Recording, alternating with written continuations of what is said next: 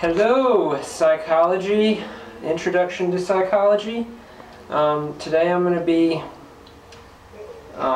practicing some operant conditioning with my bird here. This is after a 2-week shaping.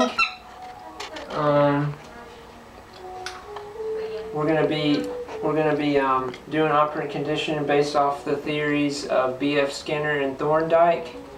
And so here's Sassy's diagnosis. Despite the fact that I've never made acquaintance with Sassy's previous owners, I'm going to step out on a limb and suggest that a conditioned emotional response, CER, of her fear of fingers and hands occurred in the duration of her residence with them. I imagine that the neutral stimulus, hands and fingers, was paired with a negative unconditioned stimulus that inevitably yielded a negative unconditioned response. After a time, this pairing between the neutral stimulus, hands and fingers, and the unconditioned stimulus elicited it's a negative unconditioned stimulus that it must have been paired with for her to have such a reaction. So, and the unconditioned stimulus elicited a negative conditional response, fear/biting as a result of, fear. So, of the fear she has of hands and fingers. So now every time Sassy comes in contact with hands and fingers, her conditioned stimulus, she has a conditioned response. So this is her conditioned stimulus, and her conditioned response used to be biting, but today we're here to show you by shaping we have improved her behaviors. So we're going to practice with her with some seeds here. We're going to do a little... Lorena cala, o Mão tá fazendo tarefa. Fica quieto, gente. We're going to do some schedules of reinforcement as well.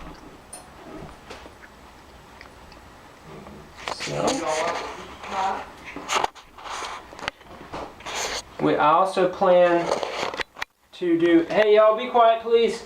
I also plan to do some higher order conditioning, showing you that just because she sees my finger, she associates that with food. And so she'll automatically step up without me having to say the step up command. So, alright, Sassy. Step up. And just right there, because she has not seen the food, she stepped up. The step up, that word is her classically conditioned response. So as soon as she hears that, obviously you can't measure her salivation. She would try to bite or something. But obviously the evidence of her being of the step up command being a conditioned response, a conditioned stimulus eliciting a conditioned response, is that she steps up. So the evidence of the conditioned stimulus of the step up is proven by her actually stepping up. So because wanting the food. Alright, this time I'm not going to say the command. I'm just going to put my finger out and see what she does, to see if we can demonstrate some higher order conditioning. There we go. Now just because she saw my finger, she expected a treat without me having to say step up. She stepped right up, which was a good bird. She used to never step up. She would let me pet her sometimes, and she's gotten better with that.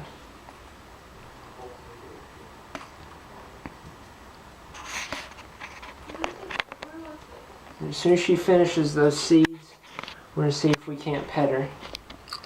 Now, actually, we're going to do some schedules of reinforcement. The first one we'll do a fixed ratio.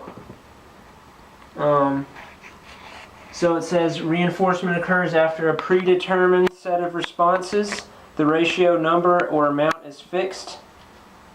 And an example they give here, car wash employee receives $10 for every 3 cars washed.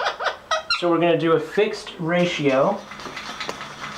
So every time she steps up, we're going to, if she steps up 2 times, I'm going to give her some seeds. Step up. I'll put her back down. And she'll go back down. See if she'll step back up. Come on, birdie. Stop hiding back there. You come. No. That was the first time. Step up. Good girl. Now she gets the seeds. So that was it. Just because she expects something after she steps up, she'll do it more than once. So that was a fixed ratio. A variable ratio, however, occurs after an ambiguous number of responses. So reinforcement occurs unpredictably. The ratio, number, or amount varies. So slot machine, so like a slot machine. So right now Sassy's gonna do some gambling. She's gonna, if she'll comply, let's see if she will. Step up. Alright. Last time it was 2. She expected some seeds. Step up. This time it's not 2. So she's wondering, where are my seeds? But hopefully she wants those seeds enough that she'll step up again. Step up. See, that was higher ordering. I didn't even have to say it. She stepped up before I did. Alright, step up. Look at that. Okay, she looks like she won the lottery. She got some seeds. Yes, got some seeds. So that was fixed interval. Variable ratio. The last was fixed ratio. We're going to do fixed interval. It says reinforcement occurs after a predetermined time has elapsed. So the interval time is fixed. So what we're going to do, the example they give is you receive a monthly paycheck, right? So every month you get a paycheck. In a laboratory, a rat's behavior is reinforced with a food pellet when or if it presses a bar after 20 seconds have elapsed. So I'm going to say step up, and I'm going to give her 10 seconds before she receives her treat. Step up. 10, 9, 8, 7, 6, 5, 4, 3, 2, 1, 0. Good bird. And she got her seeds after a fixed interval. A fixed interval. So now we're going to do a variable interval. So reinforcement, it says reinforcement occurs unpredictably. The interval time varies. So last time it was 10 seconds. So maybe she would expect some seeds after 10 seconds have elapsed. But this is not the case. Step up. So then again, she stepped up before I even had to say the command, demonstrating higher order conditioning. So 10, 9, 8, 7, 6, 5, 4, 3, 2, 1. Where are the seeds? obviously by now she would have expected some seeds, right? She would have gotten some seeds, and now she's losing interest, but she gets the seeds. There we have a variable interval. So that was 4 schedules of reinforcement. And just to solidify this concept, it says the rat's behavior is reinforced with food pellet after response and a variable, unpredictable interval of time has elapsed. So in a class with a pop quiz, you study at a slow but steady rate because you can't anticipate the next quiz. So response rates are relatively low, and you can see that by her disinterest, but steady response rates because respondents cannot predict when the reward will come.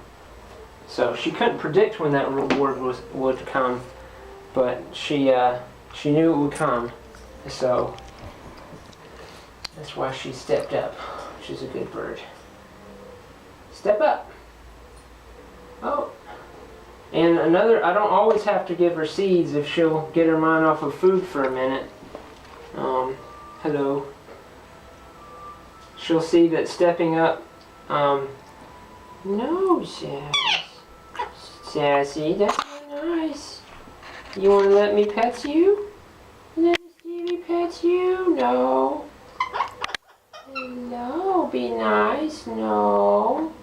Sass, oh me.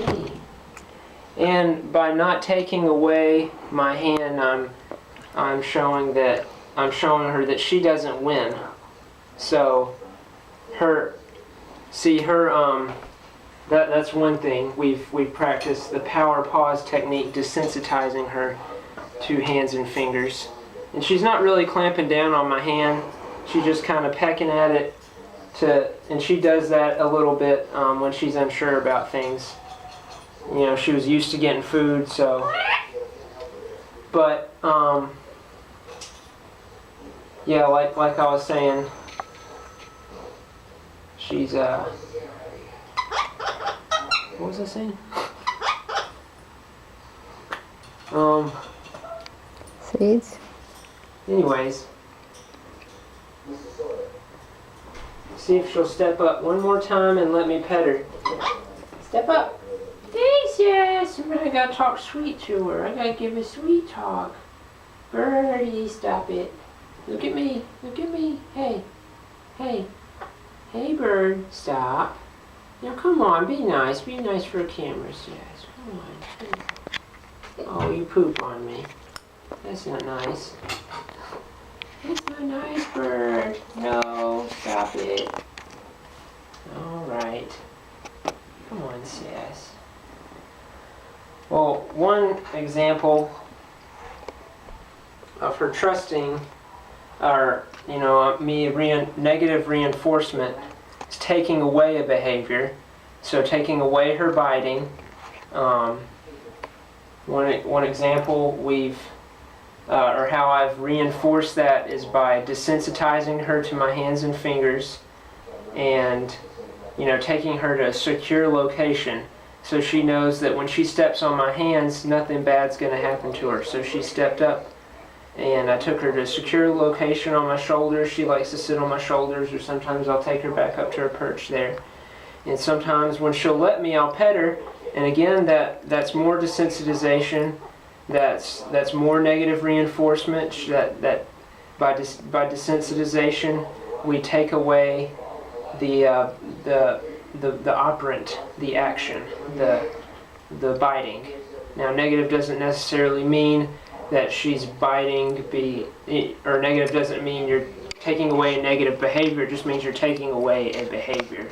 So we were taking away her biting by desensitizing her to my hands and fingers, showing her that my hands and fingers are okay. So sometimes I'll pet her, and see, she's just testing. And usually she'll let me pet her, but for some reason she's being silly. So, Sassy, Birdie, hello, come here. See, when she does that, she wants me to pet her. Hey. And if you can see, I'm petting her right now. Say hello, bird. Hello. Well, come here, Sass. You want pets? Come on. Come here, Sassy. Sassy. Sassy.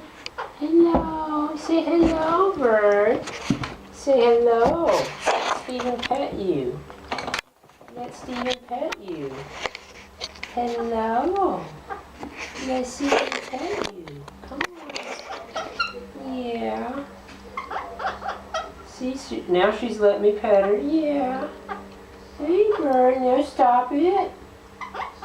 There we go. Yeah. Say, let Steven pet you. Let Steven pet you. Yeah. Oh, yeah. Hey, girl. Oh. Hey, sweetie. Hey, baby. Oh, my. See, she's ambivalent. She's not sure. She's not sure whether or not... Okay, step up. Step up. Step up. Step up. Sassy. Now she's being a little brat. Well, you saw that she let me pet her for a second, and that she's been stepping up. That shows a whole lot of progress on her part. I've actually sat there and pet her for like 5 minutes non-stop, just straight, and she was very compliant and was real sweet. Hey, bird. But she's being a little bit naughty now. She gets all high and mighty up there.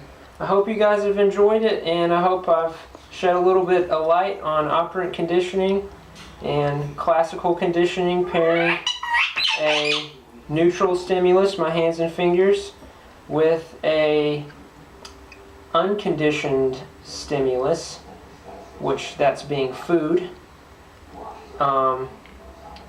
to elicit a conditioned response after that pairing occurs. So obviously after a while, the step up, that's the tone, that's the neutral stimulus. If I'll take that back, my hands and fingers aren't the neutral stimulus. The tone of my voice is neutral stimulus, and it's become a conditioned stimulus where she associates the words of my voice with food directly, instead of them just being, step up. They're not just words. They're just they mean food to her now. And higher order conditioning was me having not to say, this is, I didn't have to use the command. I just showed her my hands and fingers. She associated that with food. So that's high order conditioning. So I hope you guys have enjoyed. And the operant,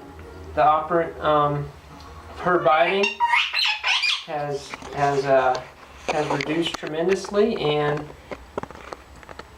thanks to negative reinforcement, taking that away with desensitization. Okay, I hope you guys enjoyed. Bye.